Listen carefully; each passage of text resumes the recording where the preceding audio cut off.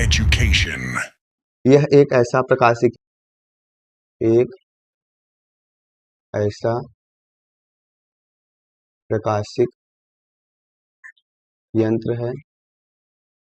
यंत्र है जो दूर स्थित वस्तुओं को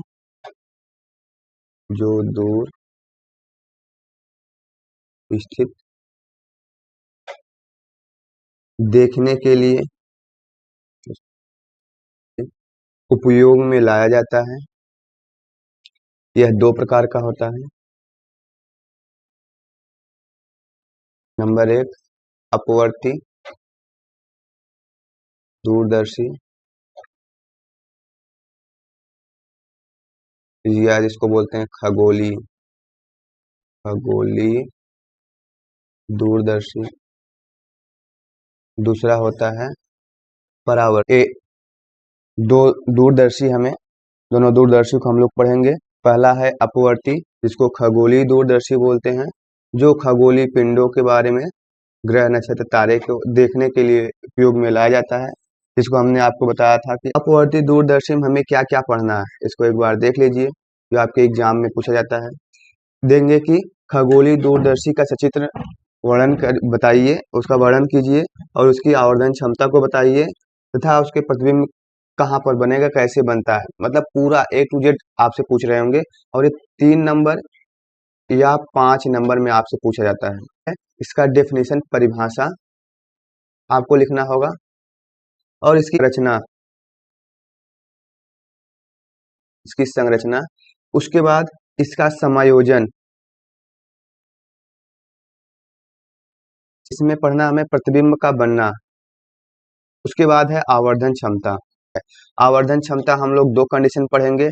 पहली कंडीशन इसमें क्या होगी कि एक, जब हमारी जो प्रतिबिंब है, अंतिम प्रतिबिंब स्पष्ट दृष्टि की न्यूनतम दूरी d पर बने, मतलब 25 सेंटीमीटर पर बने। और दूसरा क्या है, जब अंतिम प्रतिबिंब कहाँ पर बने, इनफाइनाइट पर बने। दोनों कंडीशन में हमें आवर्धन क्षमता का फार्मूला निकालना है। खगोलीय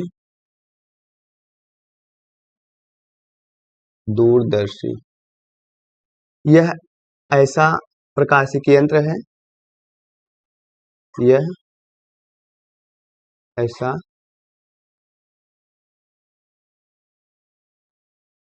बहुत दूर उपयोग में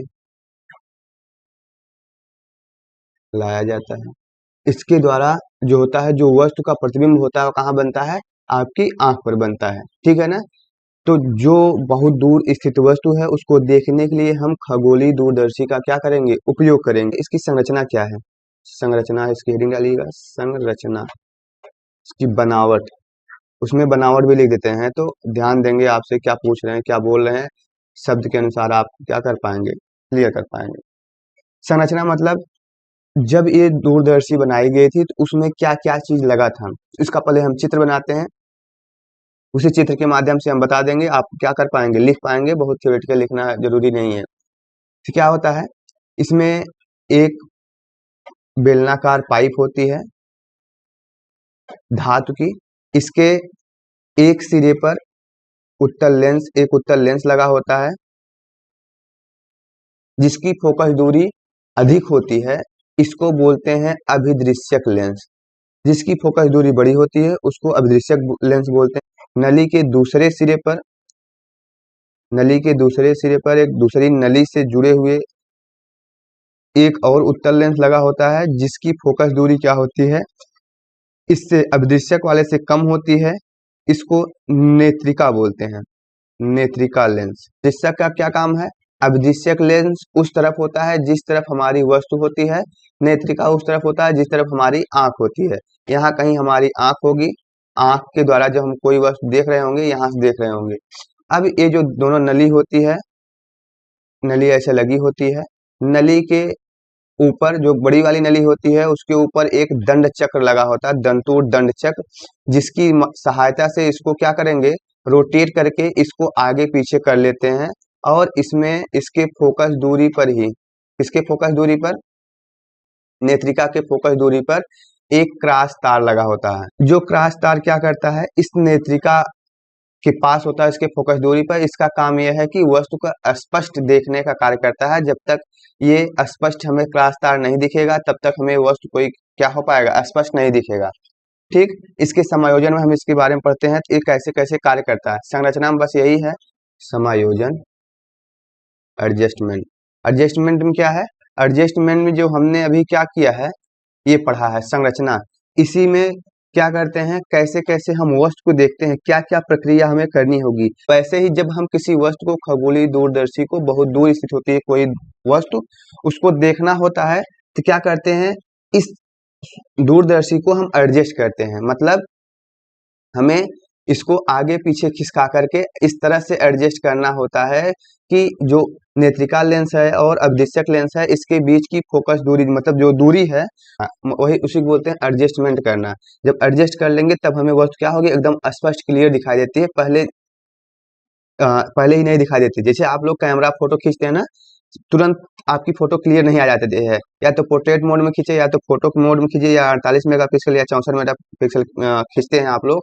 तो पहले क्या करते हैं, थोड़ा सा रुकते हैं, उसको एकदम मिलाते हैं कि हाँ उस बंदे की पूरी बॉडी इस क्या हो पाएगी, आ रही है आपके मोबाइल में। उसके बाद ही आप यहाँ से बटन क्लिक करते हैं। जैसे ही क्लिक करते हैं वैसे आपकी क्या होती है, फोटो आपके मोबाइल में आ जाती है। अब इसमें क्या करते हैं, इसमें सर्वप्रथम जो हमारी नली होती है उसको इस जो दंतोड़ दंड चक्र है इसकी मदद से इसके आगे पीछे खिसकाते हैं। आगे पीछे खिसकाकर ये जो क्रॉस तार लगा हुआ है नेत्रिका लेंस के फोकस दूरी पर, यह पर, इसको इस प्रकार व्यवस्थित करते हैं एक क्रॉस तार जो होता है हमें स्पष्ट दिखाई दे। ये तो अभी आपको एक लाइन दिख रहा होगा ना, लेकिन क्रॉस तार ऐसे होता है, ऐसे, सॉरी, सीधा सीधा एकदम प्लस के जैसा होता है। जब आप नेत्रिका के देखेंगे तो बीच में ऐसे दिखेगा क्रॉस तार। इस क्रॉस तार को अगर यहाँ से देख रहे होंगे आप लोग, यहाँ आंख के द्वारा, तो ऐसे ही दिखेगा। क्रॉस तार को एकदम स्पष्ट आपको दिखना चाहिए। जब तक ये क्रॉस तार स्पष्ट नहीं दिखेगा तब तक हम क्या कर पाएंगे, ये नहीं मानेंगे कि हमें वस्तु स्पष्ट दिखेगी।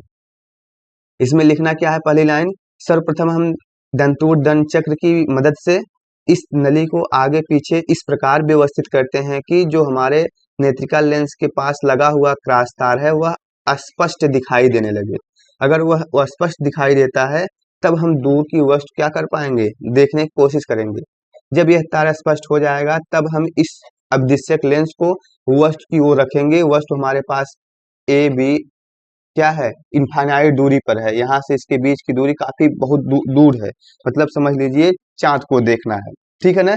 चांद को देखने के लिए पहले यहाँ एडजस्ट कर लिए, फिर उसकी तरफ क्या करते हैं, अवदिश्यक लेंस करते हैं। अवदिश्यक लेंस जब उसकी तरफ करेंगे तब क्या करेंगे, अब उस अवदिश्यक लेंस का जो इमेज बन रहा होगा इसके आपके आंख पर बन रहा होगा। मतलब उसका प्रतिबिंब आपके क्रॉस तार पर बन रहा होगा। क्रॉस तार की मदद से आपके इस नेत्रिका लेंस पर बन रहा होगा।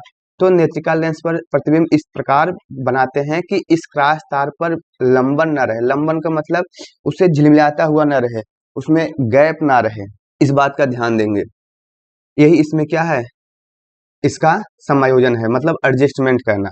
अब आपको अगर हम लिखाएं थोड़ा सा तो क्या कर सकते हैं, सबसे पहले हम क्या करेंगे, सुनते जाइए ध्यान से। सबसे पहले हम क्या करेंगे, दंतोड़ दंड चक्र की मदद से हम नली को इस प्रकार व्यवस्थित करते हैं कि जो हमारा क्रॉस तार हो स्पष्ट दिखाई दे। जब हमारा क्रॉस तार स्पष्ट दिखाई देगा तब हम क्या करेंगे, अवदिश्यक लेंस ओ, यहाँ क्रॉस तार लिख देते हैं नेत्रिका के द्वारा, जो है क्रॉस तार हमें स्पष्ट दिखाई देगा तब हम अवदिश्यक लेंस ओ के सामने हम वस्तु की तरफ क्या करेंगे, रखेंगे। तब हमें वस्तु दिखाई देगी। उसका अंतिम प्रतिबिंब हम कहाँ बनाएंगे, अपनी आंख पर, मतलब नेत्रिका लेंस ई पर बनाएंगे। कहाँ, नेत्रिका लेंस पर बनाएंगे, ताकि हमारा जो क्रॉस तार है और जो प्रतिबिंब बन रहा है उसके बीच में लंबन ना रहे। यही क्या होती है, इस दूरदर्शी का समायोजन होता है, एडजस्टमेंट होता है। इतने समय मालूम चल जाएगा हमारा जो वस्तु का प्रतिबिंब है हमें दिख रहा है कि नहीं दिख रहा है, मतलब हमें चांद दिख रहा है कि नहीं दिख रहा है, ठीक है ना। इतना चीज करना है। बिंब का बनना क्या है, प्रतिबिंब का बनना। चित्र देखते हैं, अगर देखते हैं, हमने चित्र इसको अपलोड किया था, अगर मिल जाएगा यहाँ से तो ठीक है। एक तरफ अवदिश्यक लेंस, दूसरी तरफ हमारा क्या होगा, नेत्रिका होगा। ये जो हमारा मुख्य अक्ष है, बड़ी वाली लाइन देख रहे हैं, इस पर हम इस अभिदिश्यक लेंस O के सामने एक वस्तु रखते हैं, मान लेते हैं एक वस्तु है जिसका नाम A B दे देते हैं। अभिदिश्यक लेंस से दूर है तो जो यहाँ प्रकाश की किरण आएगी, तो यहाँ कहाँ पड़ेगी, इस उत्तल लेंस पर, मतलब अभिदिश्यक लेंस पर जो हमारा उस वस्तु की ओर पर है, ठीक है ना, पहले सिरे पर। अब यहाँ से प्रकाश किरण आती है, अब इसको पहले थोड़ा सा बना लें, होगा हमारी जाएगी, ठीक। अब यहाँ से कुछ किरण क्या आएंगी, यहाँ समांतर आएंगी, ये समांतर आएंगी, इससे टकराने के बाद क्या होंगी, ये एयर से जहाँ कहाँ जाएंगी, कांच में जाएंगी, कांच में जाने के बाद अपवर्तन के नियम का पालन करते हुए कहाँ चली जाएंगी, आगे चले जाएंगी यहाँ, ठीक। ये हुआ। और दूसरी किरण हम लेते हैं कि इसके प्रकाशिक केंद्र से जाए, यहाँ प्रकाशिक केंद्र से जाए, ठीक है ना। अब एक दूसरे को जहाँ कट करती हैं वहीं हमारे पास A1 और B1 इस प्रतिबिंब AB का इमेज बनता है, इसको हम पीछे बढ़ा देते हैं, ठीक है। ये हमारे पास बन गया। दो किरण एक समांतर आ रही थी, एक प्रकाशिक केंद्र उसके O से जा रही थी, दोनों किरण आपस में जहां कट करती है हमें इस वस्तु AB का प्रतिबिंब बनता है। अब यह जो A1 B1 बन रहा है प्रतिबिंब AB वस्तु का, इस AB वस्तु का, अब इस नेत्रिका के लिए ये आभासी वस्तु का कार्य करता है। नेट नहीं चल रहा है क्या, बफरिंग हो रहा है क्या, बफरिंग वाला प्रॉब्लम है क्या भाई कार्तिक, हमारे पास तो चल रहा है, इस बार थोड़ा देख लीजिए, ठीक। अब जब इस नेत्रिका के लिए यह वस्तु का कार्य करेगा, इसका मतलब ये जो दो लाइनें जा रही हैं इस पर भी जाएंगी, इंसिडेंट होंगी, तो हम क्या करते हैं, ये दोनों लाइनें इस पर गिराते हैं। अब इसको हम थोड़ा ना नेत्रिका को और बड़ा बनाते हैं, क्योंकि उसके अनुसार हमारा ये जो लाइन आ रही है वो चल नहीं पाएगी, ठीक है ना। अब नेत्रिका है, अब ये जो हमारे पास दोनों किरण आ रही हैं, एक किरण इस पर जाएगी, गिरेगी, ये भी इसी पर जाएगी क्योंकि थोड़ा हम छोटा बनाया है, गिरेंगी, और ये अपवर्तन के नियम का पालन करते हुए क्या हो जाएंगी, आगे निकल जाएंगी, जहां हमारी क्या होगी, आंख होगी, यहीं कहीं हमारी आंख होगी, जहां से हम क्या कर रहे होंगे, इसको देख रहे होंगे, क्योंकि नेत्रिका के पास हमारी आंख होती है। अब इसकी एक फोकस दूरी FE यहाँ होगी नेत्रिका को, क्योंकि ई से डिनोट करते हैं इसलिए यहाँ FE लिख रहे हैं हम। अब इसका प्रकाशिक केंद्र ये है, ठीक। अब हम मान लेते हैं इसके जो FE से जो प्रकाश किरण चल करके आएगी वो क्या होगी, ऐसे सीधे चली जाएगी, यहाँ से आएगी, यहाँ टकराएगी, टकराने के बाद क्या होगी, ऐसे आगे जाएगी, और इसके प्रकाशिक केंद्र से जो किरण आ रही होगी आगे जाके कट करेगी एक दूसरे को। अब एक दूसरे को जहां ये कट करती हैं, सॉरी कहाँ चला जा रहा है, एक दूसरे को जहां ये कट करती हैं वहीं हमारा इस A1 B1 का हमारे पास A2 B2 एक और प्रतिबिंब बनता है, मतलब इस AB वस्तु का अंतिम प्रतिबिंब हमें प्राप्त होता है, ठीक है ना। तो इसमें चित्र बनाने में थोड़ा प्रॉब्लम, नो सर सही है, चित्र बनाने में थोड़ा प्रॉब्लम हो रही है, इसलिए हम चित्र को अब अगली बार जैसा चित्र कोई रहेगा तो हम उसको जो इमेज बनाया होगा गूगल से या कहीं से, उसको उठा के लाएंगे तो आपको समझाएंगे, जो हम लिखेंगे उसको मिटा मिटा के समझा देंगे तो आपको क्या होगा, क्लियर हो जाएगा, ठीक है ना। अब इमेज दिख रहा है, बताएंगे आप लोग, देखिए ये आपका अभिदिश्यक लेंस है, ये वाला सीन है, जो ये पूरा अभिदिश्यक लेंस है आपका दिख रहा है, पहला वाला। अब इसके सामने हमने वस्तु AB रखा हुआ है, यहाँ से एक किरण आ रही है, ये यहाँ से कट होकर के जा रही है, यहाँ पहुंच रही है, और दूसरी किरण ये आ रही है अल्फा से, यहाँ से यहाँ जा रही, दोनों एक दूसरे को कट करती है, कट करने के बाद एक यहाँ चली जाती है यहाँ, और दूसरी ये यहाँ से आ रही है, यहाँ चली जाती है। अब दोनों यहाँ से कट करने के बाद ही इस नेत्रिका लेंस से टकराने के बाद अपवर्तन के नियम का पालन करने के बाद कहाँ चली जाती है, हमारे सीधे आंख में चले जाती है, ठीक। एक प्रक्रिया यहाँ ये है। अब दूसरी कंडीशन क्या है, दूसरी है कि अब जो A1 B1 हमारा ये बन रहा है प्रतिबिंब किसका, इस वस्तु AB का, यहाँ बन रहा ना, ये वाला देख रहे हैं ना, जो A1 B1 जो एक तीर देख रहे हैं, ये इस वस्तु AB का हमारे लिए प्रतिबिंब का कार्य करता है। अब यही प्रतिबिंब इस नेत्रिका के लिए आभासी वस्तु का कार्य करता है। क्या करते हैं, जब यह यहाँ हम प्रकाश किरण कहाँ से लेके आते हैं, एक नेत्रिका से लेकर के आते हैं, एक इसके कहाँ से फोकस दूरी, नेत्रिका के फोकस दूरी FE से लेके आते हैं, मतलब जैसे यहाँ से आया था दो किरण एक ये और एक इसके प्रकाशिक केंद्र से यहाँ एक दूसरे को कट करते हैं, वैसे सेम टू सेम इसके अपोजिट साइड से हम मानते हैं कि यहाँ प्रकाशिक केंद्र से एक किरण आ रही होगी और एक इसके फोकस दूरी से आ रही होगी। और जो ये दोनों किरणें हैं जो कट करते हुए A1 और B1 से यहाँ से होकर के यहाँ आगे जाती हैं, आगे चली कर जा रही हैं, इसको हम यहाँ से पीछे बढ़ा देते हैं। देखिए, एक पीछे बढ़ा देते हैं, इसको पीछे बढ़ा देते हैं। पीछे बढ़ाने पर एक दूसरे को A2 और B2 पॉइंट पर क्या करती हैं, कट करती हैं, जहां हमारा इस वस्तु AB का अंतिम प्रतिबिंब बनता है। यही खगोलीय दूरदर्शी का क्या है, किरण आरेख है। यही आपसे पूछेंगे, इसका किरण आरेख बताइए और क्या करिए, हमें चित्र सहित समझाइए। अब इसमें देखिए सबकी दूरी निर्धारित है। यहाँ देखिए ये अल्फा कोण बना रहा है, जब ये अल्फा है तो ये भी अल्फा होगा, क्योंकि आमने सामने के जो कोण होते हैं, अगर ये अल्फा है तो ये भी अल्फा होगा, ये बराबर होते हैं। ठीक है, यहाँ अल्फा है। और एक कोण बीटा बन रहा है, बीटा बन रहा है, ये जो लाइन डॉटेड लाइन जा रही है यहाँ से, ये इसके और इसके बीच में, मतलब एक ऐसा बन रहा है, ये यहाँ बीटा बन रहा है आपका ना, A2 हो गया, B2 हो गया, यहाँ E है, ठीक है ना, AE है। इसके बीच में जो कोण बन रहा है बीटा बन रहा है, मतलब अंतिम प्रतिबिंब पर जो कोण बनता है वो बीटा, और जो वस्तु के द्वारा जो कोण बनता है अल्फा। इन्हीं के दोनों के रेशियो को बोलते हैं आवर्धन क्षमता। ठीक है ना। अब प्रतिबिंब के बनने में आपको क्या क्या लिखना है, कैसे लिखना है आपको प्रतिबिंब का बनना में। प्रतिबिंब बनने में हम क्या करेंगे, एक हमारे पास अभिदिशक लेंस है, अभिदिशक लेंस के जिसके O से डिनोट करते हैं, जिसके सामने एक दूर स्थित वस्तु AB है। दूर स्थित वस्तु से आने वाली प्रकाश किरण समांतर तथा इसके प्रकाशिक केंद्र से होकर जाने के बाद यह एक दूसरे को प्रकाश के अपवर्तन के बाद A1 B1 पर क्या करती है, कट करती हैं, जहां हमें इस वस्तु AB का क्या बनता है, प्रतिबिंब बनता है। यही प्रतिबिंब A1 B1 इस नेत्रिका लेंस के लिए आभासी वस्तु का कार्य करता है। जब यह आभासी वस्तु का कार्य करता है तो हमारे पास यहाँ प्रकाश के अपवर्तन का नियम का पालन करते हुए एक अंतिम प्रतिबिंब बनता है A2 B2 इस A1 B1 प्रतिबिंब का, जहां से हमारा कोण जो बनता है बीटा अंतिम प्रतिबिंब के द्वारा। अब जब अंतिम प्रतिबिंब के द्वारा बन गया है तो हम क्या करेंगे, इस बीटा का मान निकाल लेंगे और इस अल्फा का मान निकाल लेंगे तो और लिख लेंगे, लेकिन आपको इतना ही लिखना है। अब बाकी चीज आवर्धन क्षमता में करनी है, अल्फा बीटा का मान आवर्धन क्षमता वाले फार्मूला में निकालना है। यहाँ तक हमारा प्रतिबिंब का बनना था और किरण आरेख दर्शाना था, ये बात हो गई हमसे यहीं तक। ठीक है ना। अब हम बात करेंगे क्या, हमारा जो आवर्धन क्षमता है कैसे हम उसको निकाल रहे होंगे। ठीक है ना, आवर्धन क्षमता को निकालते हैं, देखते हैं उसको कैसे कैसे निकालते हैं। इस चित्र को हम बार बार आपको दिखाएंगे, इस चित्र को ध्यान से देखते रहिएगा आप लोग ना। जब हम बोलेंगे तो यहाँ अल्फा बीटा क्या दिया गया है, क्या लिया गया है, तो आपको क्या होगा, ध्यान देना होगा। ये आवर्धन क्षमता क्या करते हैं, जो इसका डिफिनीशन है हमने आपको डिफिनीशन बताया है, ऐसे लिख सकते हैं आप कि जो आवर्धन क्षमता होता है, दूरदर्शी से बने अंतिम प्रतिबिंब द्वारा आंख पर बना दर्शन कोण बीटा तथा दूरदर्शी द्वारा वस्तु द्वारा बनाए गए आंख पर कोण अल्फा, इसी के अनुपात को हम क्या करते हैं, उसकी आवर्धन क्षमता बोलते हैं, इसका उस दूरदर्शी को। ठीक है ना। तो यम बराबर बीटा पान अल्फा होता है।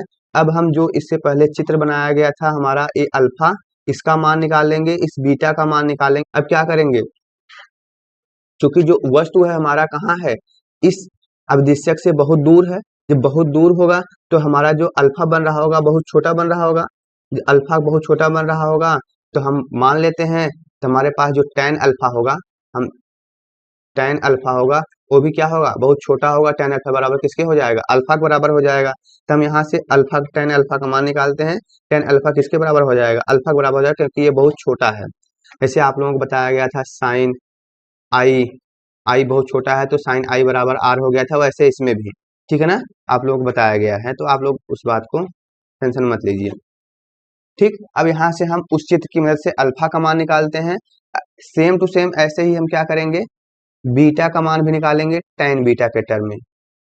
तो जब अल्फा और बीटा का मान निकल जाएगा तो इसी वाले इक्वेशन में, मैग्निफिकेशन पावर वाले इक्वेशन में हम क्या कर देंगे, रखकर डिवाइड कर देंगे। पहले हम tan अल्फा देखते हैं, tan अल्फा बराबर इस चित्र में चलते हैं, कहाँ गया चित्र हमारा, इसमें, यहाँ से tan अल्फा बराबर ए tan अल्फा है, इसके सामने वाली जो एक लाइन है वो क्या होगी, परपेंडिकुलर हो जाएगी। ये पूरी लाइन O से A1 के बीच में क्या हो जाएगी, बेस हो जाएगी, और एक क्या हो जाएगी, कर्ण B1 से O के बीच में। मतलब हमारे पास जो त्रिभुज बन रहा है वो ऐसे बन रहा है, एक लाइन ऐसे जा रही है, एक लाइन ऐसे है, एक लाइन ऐसे आ रही है, उसका जूम आउट फिगर है। यहाँ कोण अल्फा बन रहा है, यहाँ A1 नाम दिया गया, यहाँ B1 नाम दिया गया, यहाँ O नाम दिया गया। एक बार फिर से मिला लेंगे आप लोग। देखिए ये O है, ये A1 है, यहाँ बिंदु है, ये B1 है, ये अल्फा कोण बन रहा है, यही हमने बनाया है यहाँ पर। देखिए अब यहाँ से हम अगर अल्फा का मान निकालेंगे टेन अल्फा, तो हमारे पास लंब बटे आधार आ जाएगा। तो लंब बटे आधार मतलब टेन अल्फा बराबर A1 B1 बटे O A1 हो जाएगा। मतलब इस केंद्र से इसके एक बीच की दूरी O A1 हो गया। ठीक, तो ऐसे सेम टू सेम हम क्या करेंगे, बीटा निकालेंगे। बीटा वाला जो चित्र है पहले एक बार देख लीजिए आप लोग। बीटा वाला चित्र क्या है, बीटा वाला चित्र है A2 B2 और E के बीच में बन रहा है ना। तो हम इसको बनाते हैं A2 B2 और E के बीच में। A है यहाँ, इसका अंतिम प्रतिबिंब वाला नहीं लिए हैं, यहीं तक लिए हैं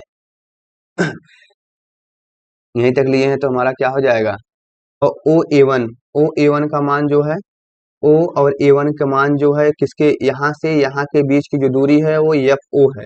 तो हम लिख सकते हैं यहाँ FO मतलब अवदिश्यक लेंस की फोकस दूरी।